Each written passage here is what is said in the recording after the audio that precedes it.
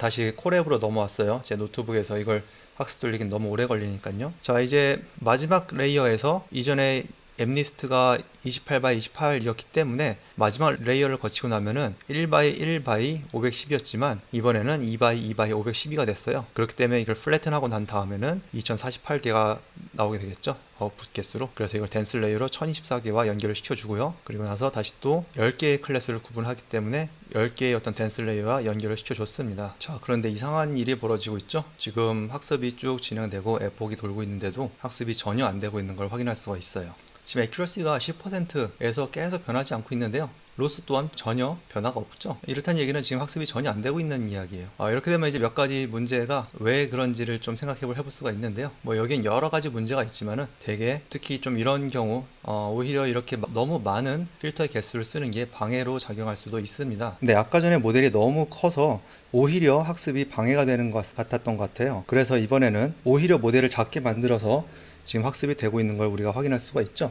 자, 그런데 여기서 되게 이상한 의문이 드실 거예요. 분명 앱리스트 때는 더 큰 모델이었는데도 불구하고, 그리고 앱리스트 데이터셋 자체가 훨씬 더 쉽고 간단한 데이터셋이었는데 불구하고 더 큰 모델인데도 잘 되었죠. 근데 사이파10으로 오니까 큰 모델이 오히려 더 학습이 방해가 되고 있다는 걸 확인을 하였습니다. 뭐 여기는 여러 가지 이유가 있는데요. 우선 첫 번째로 제가 가장 의심해 봐야 되는 것들은 모델이 오히려 너무 크면은 이미지를 보고 필터를 쭉 거치고 나서 최종 아웃풋이 나오게 되는데, 여기에서 어떤 부분에서 틀렸다, 어떤 거에 틀렸다 하고 나서 이 에러 값을 다시 상위 레이어로 쭉 전달을 해주게 되는데요. 이 전달하는 과정에서 오히려 잘못 전달이 되던가, 또는 이 전달하는 값 자체가 사라지던가, 또는 특정 레이어의 값이 엉뚱한 방향으로 너무 크게 이상하게 업데이트가 되는 경우가 종종 발생합니다. 제가 생각하기에는 방금 전에 학습이 안 됐던 이유는 오히려 이 컨볼루션의 값이 또는 어떤 특정 웨이트의 값이 엉뚱한 방향으로 크게 업데이트가 되었지 않았을까라는 생각을 합니다. 물론 이게 실제 이유는 좀 더 자세하게 들여다봐야겠지만요. 그래서 여러분들이 이런 딥러닝을 하실 때 실제 내가 갖고 있는 데이터셋의 복잡도가 어느 정도인지, 그리고 데이터셋의 복잡도 대비 내가 실제 구현해 놓은 모델이 어느 정도의 복잡도를 가지고 있는지, 이런 걸 잘 생각하셔야 됩니다. 자, 그래서 일단 에폭이 테넨폭을 돌았는데요. 자, 우선 일단 제가 정확도를 설명하기 전에 어떤 수정을 했는지 좀 보여드리겠습니다. 우선은 제가 가장 처음에 시도를 했던 거는 필터의 사이즈를 오히려 절반으로 줄였었어요.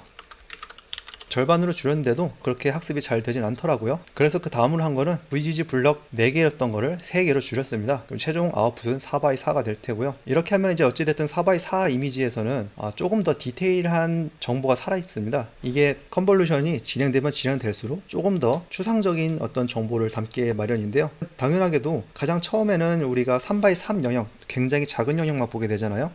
그렇기 때문에 약간 단순한 영역, 뭐 선이 있다라든지 뭐 그런 것밖에 볼 수 없는데, 이 뒤로 리셉티브 필드가 커지면 커질수록 이미지 전체를 우리가 보기 때문에 조금 더 추상적인 어떤 정보를 담기 마련이에요. 그런데 아까 전에 저희가 사이파10 데이터셋을 봤을 때 조금 뭔가 디테일한 어떤 사진들이 되게 많았죠. 뭐 예를 들어 같은 배 사진이라도 어떤 경우에는 굉장히 확대가 되어서 그 부분만 보는 경우도 있고, 또 어떤 경우에는 배를 굉장히 멀리 찍어서 이게 배인지 아닌지도 모를 정도로 작은 사진도 있었어요.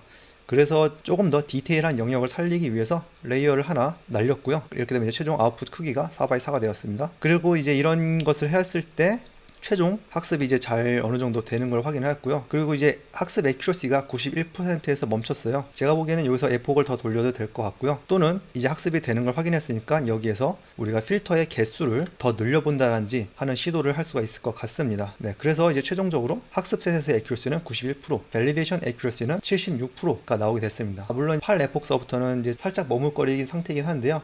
여전히 이 테스트셋에 대한 액큐러시는 점점점 증가하는 추세이기 때문에 제가 보기에는 이 정도 면은 에폭을 좀 더 돌려도 밸리데이션 액큐러시는 살짝 더 올라갈 것 같아요. 그런데 여전히 학습 액큐러시에 비해서는 밸리데이션 액큐러시가 현저히 낮죠. 이런 것들을 이제 극복하는 방법들도 여러 가지가 있습니다. 하지만 제가 봤을 때는 모델을 조금만 더 변경을 하여도 학습 액큐러시와 밸리데이션 액큐러시가 조금 더 많이 올라갈 것 같아요.